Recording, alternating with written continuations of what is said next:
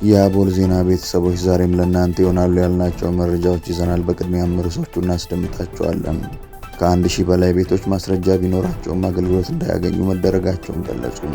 ከ41 ሚሊዮን ዶላር በላይ ጥፋት የተጠረጠረው ግለሰብ ተከሰሰ። ድምፃዊ አንዱዓለም ጎሳዬ ቀነኒ አዱኛን አሟሟት ተናገረ። ጅቡቲ በሶማሌላንድ ሪፐብሊክ የሚገኘውን የቆንስላ ጽሕፈት ቤት ሙሉ ለሙሉ ዘጋች። እንዲሁም በመንግስት ስለታሰሩት የአንድ ሰፈር ሙሉ ነዋሪዎች እንነግራችኋለን። አብራችሁን ቆዩም።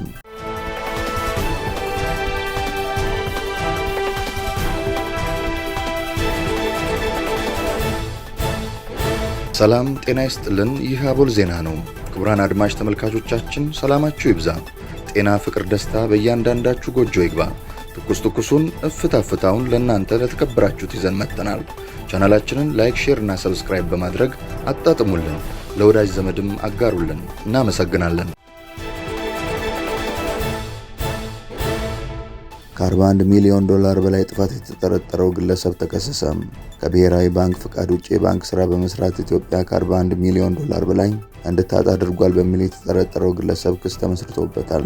ተከሳሹ ፉአድ ተማም የባንክ ስራን ለመስራት ከብሔራዊ ባንክ የተሰጠ ህጋዊ ፍቃድ ሳይኖረው በውጭ ሀገራት የሚገኙ ግለሰቦች ገንዘብ ወደ ኢትዮጵያ ለመላክ ሲፈልጉ በውጭ ሀገራት ከሚገኙ ያልተያዙ ግብረ አበሮቹ ገንዘቡን በመሰብሰብ የሚላክላቸውን ሰዎች ስም ዝርዝር፣ የባንክ ሂሳብ ቁጥርና የገንዘቡን መጠን በሚያስተላልፉት መረጃ መሰረት ኢትዮጵያ ውስጥ ለሚገኙ በምስክርነት ለቀረቡ 28 ግለሰቦች ማስተላለፉ በክሱ ተመላክቷል። በኢትዮጵያ ንግድ ባንክ የካቲት 10 ቀን 2013 ዓ.ም እንዲሁም ህዳር 2 ቀን 2015 ዓ.ም በተለያዩ ቀናት በከፈታቸው የባንክ ሂሳብ ቁጥሮች በመጠቀም የባንክ ሂሳቦቹ ከተከፈቱበት ጀምሮ እስከ ህዳር 4 ቀን 2018 ዓ.ም ድረስ ለ6805 ጊዜ ብር 2 ቢሊዮን 508 ሚሊዮን 19 ሺህ ብር ከውጭ ሀገራት ገንዘብ ለተላከላቸው ግለሰቦች ማስተላለፉ በክሱ ተዘርዝሯል። ገንዘቡ በባንኮች አሊያም በህጋዊ ገንዘብ አስተላላፊዎች አማካኝነት ወደ ሀገር ቢገባ ኖሮም ሀገሪቱ ልታገኝ የነበረውን በወቅቱ ገንዘብ ሲሰላ 38 ሚሊዮን ዶላር የውጭ ምንዛሬ እንድታጣ ያደረገ መሆኑን ያመለከተው የአቃቢ ህግ ክስ በአቢሲኒያ፣ አዋሽ፣ ብርሃን እና ወጋገን ባንኮች በስሙ በከፈታቸው ሂሳብ ቁጥሮች በተለያየ ጊዜ ከውጭ ሀገር ገንዘብ የተላከላቸውን ሰዎች ገንዘቡ በህጋዊ መንገድ በህጋዊ ገንዘብ አስተላላፊዎች ወደ ሀገሪቱ ገብቶ ቢሆን ኖሮም ሀገሪቱ ልታገኝ የነበረውን የውጭ ምንዛሬ እንድታጣ አድርጓል ተብሏል። ድምፃዊ አንዱዓለም ጎሳ በባለቤቱ ህልፈት ዙሪያ የተሰነዘሩበትን ውንጀላዎች አስተባበለም። ድምፃዊ አንዱዓለም ጎሳ ሰሞኑን በማህበራዊ ሚዲያና በተለያዩ ወገኖች በባለቤቱ በቀነኒ አዱኛ ህልፈት ዙሪያ የተሰነዘሩበት ባሉ ትችቶችና ጥርጣሬዎች ላይ ምላሽ ሰጥቷል። ድምፃዊው ትላንት በአፋን ኦሮሞ ባወጣው የቪዲዮ መግለጫ ክስተቱ የተፈጸመበትን ሁኔታና ከዚያ በፊት የነበሩ ጉዳዮችን በዝርዝር አብራርቷል። አንዱዓለም በመግለጫው ላይ እንደተናገረው ባለቤቱ ቀነኒ አዱኛ ከዚህ ቀደም በተደጋጋሚ ራሷን የማጥፋት ሙከራ ታደርግ እንደነበር ገልጿል። ይህንንም አስቸጋሪ ሁኔታ ለቤተሰቦቿ በተደጋጋሚ እንዳሳወቀና አባቷ ጉዳዩን እንደማያውቁ ተናግሯል። ባለቤቱ ህይወቷ ባለፈበት ዕለት አብረው እንደነበሩና በተለይ ሐኪም ቤት የእርግዝና ምርመራ ስታደርግ የልደት ፎቶ ልትነሳ ስትሄድም አድርሻ ስትጨርሺ ደውይልኝ ብያት ነው የሄድኩት። ማታም አብረው ተኝተው እንደነበር ገልጿል። ማታ አብረው ተኝተው ስለ ውሎ ስጠይቃት ከጎኑ ተነስታ መሄዷንና የኩሽናው በር በውስጥ በኩል ተቆልፎ እንዳገኘው ተናግሯል። በሩ በላይ በኩል ክፍት ስለነበር ዘሎ ሲገባ ላርጎ የጽዳት ፈሳሽ ስትጠጣ ማየቱንና ለምን እንዲህ ታደርጊያለሽ ብሎ ሊያረጋጋትና ሊያወራት መሞከሩን ገልጿል። ድምፃዊው እንዲህ ያለውን ድርጊት የማታቆም ከሆነ ለቤተሰቦቿ ነግሮ እንደሚለያዩ ቢነግራትም እሷ ግን ይስፋልህ በማለት በድንገት ሮጣ መዝለሏን አስረድቷል። ሊይዛት ቢሞክርም ሳይሳካለት ቀርቶ መውደቋን ገልጿል። ድምፃዊ አንዱዓለም ጎሳ በማጠቃለያው ላይ በምንም ተአምር እሷን አልገደልኳትም በማለት የቀረበበትን የወንጀል ክስ አጥብቆ አስተባብሏል። ሽማግሌዎችንም የላኩት ከቤተሰብ ጋር ያለው ግንኙነት እንዲቀጥል በማሰብ እንጂ ካሳ ለመክፈል የሚባለውን ነገር አላውቅም ብሏል። ከ1000 በላይ ቤቶች ማስረጃ ቢኖራቸውም አገልግሎት እንዳያገኙ መደረጋቸውን ገለጹ።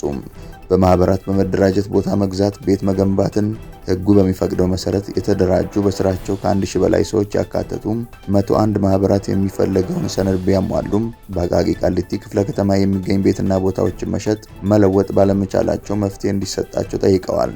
አንድ አባት ቦታው ከ2013 ዓ.ም በፊት ኦዲት ተደርጎ በፊት በነበረችው ዋና ስራ አስፈጻሚ በኦዲት አልፏል ተብሎ የጀርባ ማህተብ አስመትተን እየኖርንበት ነው።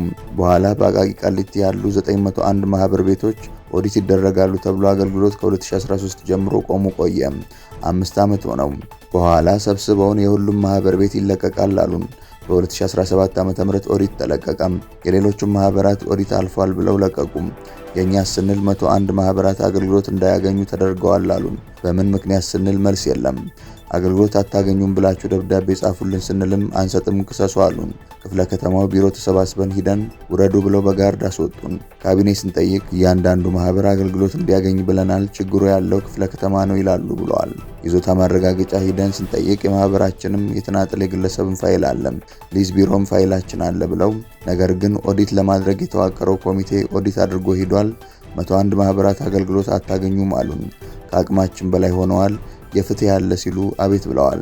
ተበድሮ ቦታ የገዛ መሸጥ መለወጥ ባለመፈቀዱም የባንክ ዕዳ መክፈል ያልቻለ አለም።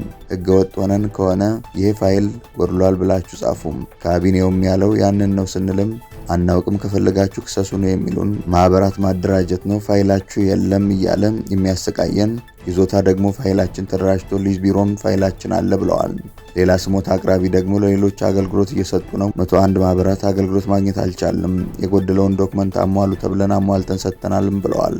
በኦዲት መጣራት አለበት ተብሎ 5 ዓመታት ኦዲቱ ከተለቀቀ በኋላ ለ6 ወራት በንብረታቸው ማዘዝ እንዳልቻሉ አስረድተዋል። ስንጠይቅ ካቢኔ ያግዷቸዋል አሉን። ካቢኔውን ስንጠይቅ ደግሞ ያገድኩት ማህበር የለም አለን ሲሉ መፍትሄ እንዲሰጣቸው ጠይቀዋል። በማህበራት ማደራጃ ህጋዊነቱ ተረጋግጦ በወልና ማስረጃ ተዋውለን የተገዛ ነው። ይዞታው ለማህበራቱ በ1997 የተሰጠ ነው። አሁን ኦዲት ተለቆ ሌሎች እየተስተናገዱ 101 ማህበራት ብቻ ቀረን ይላሉ። ወደ ኋላ የቀሩበትን ምክንያት ስም ዝርዝራቸውን በወረቀት ለጥፎ እንዲያሳውቃቸው ክፍለ ከተማውን ቢጠይቁም አንለጥፍም፣ ከፈለጋችሁ ክሰሱ፣ ፍርድ ቤት ሲጠይቀን ነው ወረቀት የምንሰጠው፣ ለእናንተ አንሰጥም አሉን ሲሉ አማረዋል።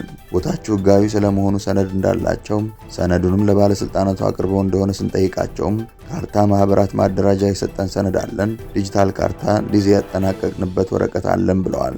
መሬት የገዛሁት 2011 ነው።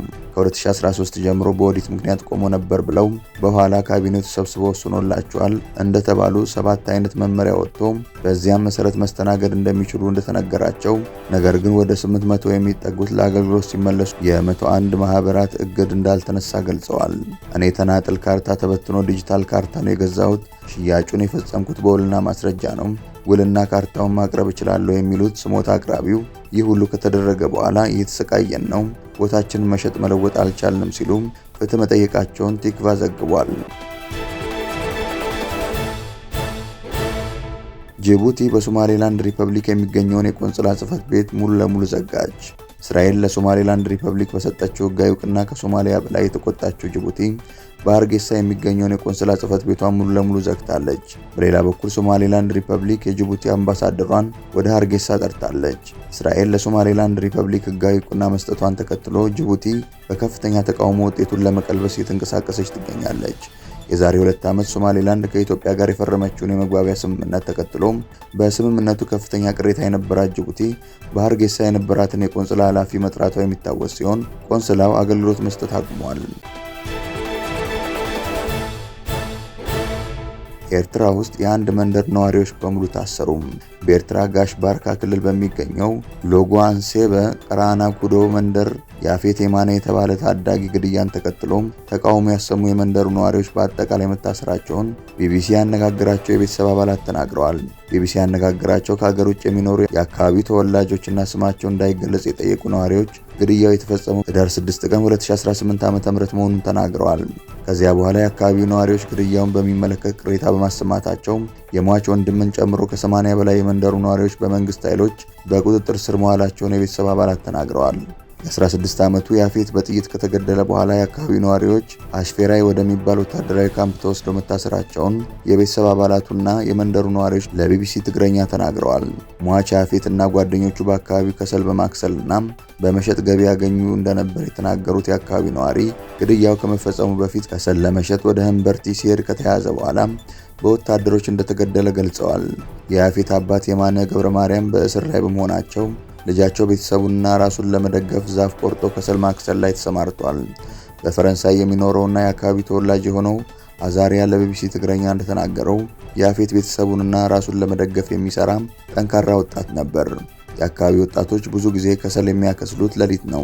ህዳር 6 ቀን 2018 ዓ.ም ያፌትና ጓደኞቹ ከእምበርቲ ወደ ቤታቸው ሲሄዱ ወታደሮች በቁጥጥር ስር አውለዋቸዋል።